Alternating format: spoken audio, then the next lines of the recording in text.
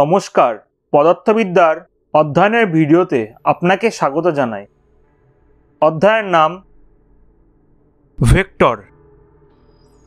পরবর্তী ভিডিওগুলির আপডেট পাওয়ার জন্য আপনারা এই চ্যানেলটিকে সাবস্ক্রাইব করুন ও বেল আইকনটি প্রেস করুন। ফেসবুক, ইনস্টাগ্রাম ও টেলিগ্রাম পেজগুলিকে ফলো করুন বিভিন্ন বিষয়ে আপডেট থাকার জন্য। ভিডিওটিকে লাইক করুন আর কমেন্ট করে জানান ভিডিওটি কেমন হয়েছে এবং আপনার পরিচিতদের মধ্যে ভিডিওটিকে শেয়ার করুন। ধন্যবাদ। ভেক্টরের পার্ট 1 ভিডিওতে আমাদের এই সমস্ত বিষয়গুলি পড়া সম্পূর্ণ হয়ে গেছে, যেমন সূচনা, স্কেলার রাশি, ভেক্টর রাশি, স্কেলার এবং ভেক্টর রাশির পার্থক্য, ভেক্টরের জ্যামিতিক প্রকাশ যার মধ্যে রয়েছে ভেক্টরের মান ও ভেক্টরের দিক নির্ণয় এবং ভেক্টরের পরম মান। এইগুলির সম্পর্কে আমরা পার্ট 1 ভিডিওতে বিস্তারিতভাবে আলোচনা করেছি। ভিডিওটির লিঙ্ক আপনারা ডেসক্রিপশন বক্সে, এছাড়া আই বাটন এবং এন্ড স্ক্রিনেও পেয়ে যাবেন। পার্ট 1 ভিডিওতে আমরা 5000 টাকার স্কলারশিপের অ্যানাউন্সমেন্ট করেছিলাম। তো যে সকল শিক্ষার্থী এখনও স্কলারশিপের জন্য অংশগ্রহণ করনি তারা শীঘ্রই ভিডিওটি বিস্তারিতভাবে দেখে স্কলারশিপের জন্য আবেদন করে দাও। আগের ভিডিওতে আমরা সমান ভেক্টর ও বিপরীত ভেক্টর সম্পর্কে বিস্তারিত আলোচনা করেছিলাম।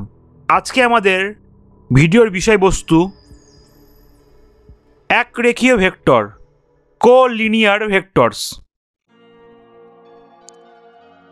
একাধিক সমান্তরাল ভেক্টর সমান বা অসমান, একমুখী বা বিপরীতমুখী হলে তাদের একরেখীয় ভেক্টর বলা হয়। দুটি ভেক্টরের মান ও দিক একই হলে তাদেরকে আমরা সমান ভেক্টর বলি। আবার দুটি ভেক্টরের মান একই কিন্তু যদি দিক বিপরীত হয় তাদেরকে আমরা বিপরীতমুখী ভেক্টর বলে থাকি।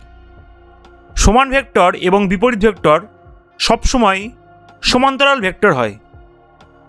এই সমান্তরাল ভেক্টরগুলি একমুখীও হতে পারে বা বিপরীতমুখীও হতে পারে।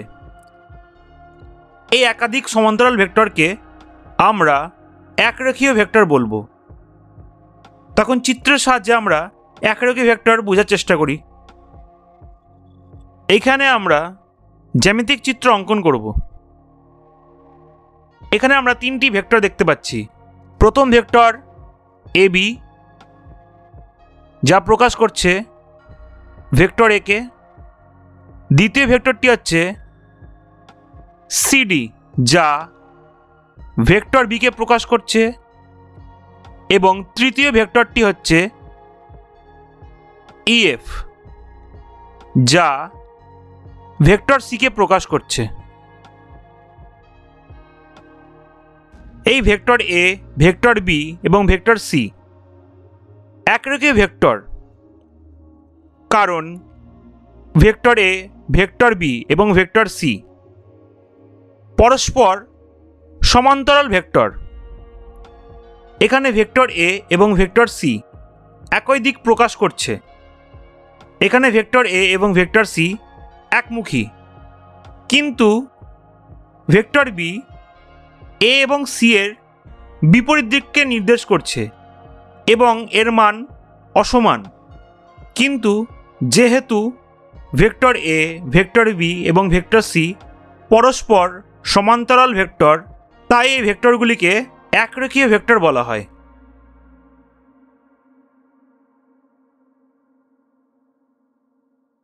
এখানে আমরা 3টি ভেক্টর একসাথে দেখতে পাচ্ছি, যথা ভেক্টর D, ভেক্টর E এবং ভেক্টর F। ভেক্টর D এবং ভেক্টর F একই অভিমুখকে প্রকাশ করছে, কিন্তু ভেক্টর E এই দুটি ভেক্টরের বিপরীত দিককে প্রকাশ করছে। Vector D, vector E vector দুটি একই সরলরেখা বরাবর বিপরীতমুখী।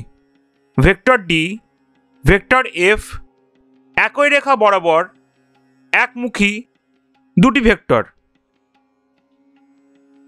সুতরাং DEF এরাও একরেখীয় ভেক্টর। এই একরেখীয় ভেক্টর অত্যন্ত সহজ একটি বিষয়। আশা করি আপনারা সহজেই বুঝতে পেরেছেন।